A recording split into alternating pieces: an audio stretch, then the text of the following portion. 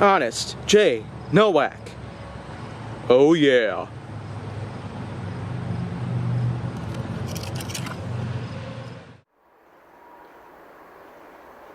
A pleasure to meet y'all at last, and welcome back to the Legacy of Supers on HJN.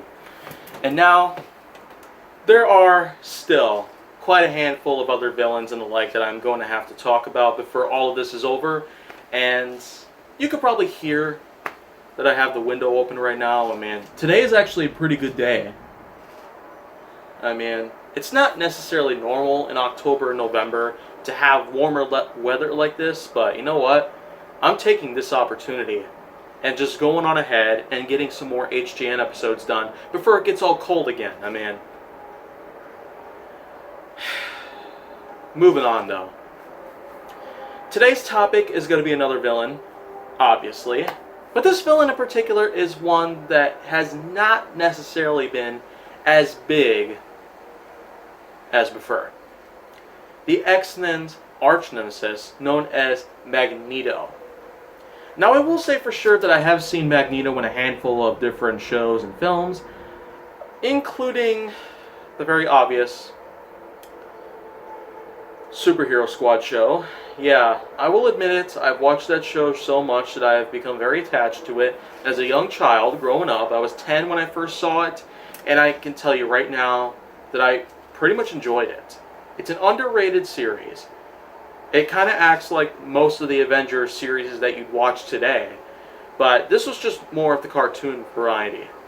But anyways, Magneto was just one of those, in any case, that happens to use the power of magnetism.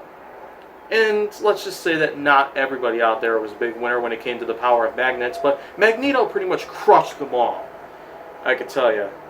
The red and purple combination, along with the metal helmets, I mean, that's certainly one way to get a lot of attention. I guess a lot of other ways to do it would include the fact that magnetism has so many different variations of different attacks and defense. And I will say that Magneto is just one of those that honorably puts those things together as one. So that's pretty much one thing to be proud of as a whole, but Magneto is not necessarily one that I know too much about.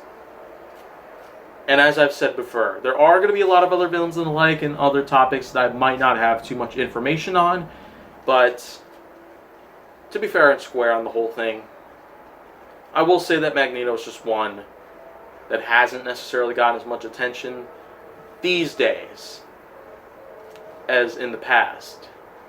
But maybe we might get an entry in the Marvel Cinematic Universe that allows the X-Men to come together, and maybe then we might bring some more from the X-Men universe into the Marvel Cinematic Universe. Because, yeah, Quicksilver was already in it at one point, but then died.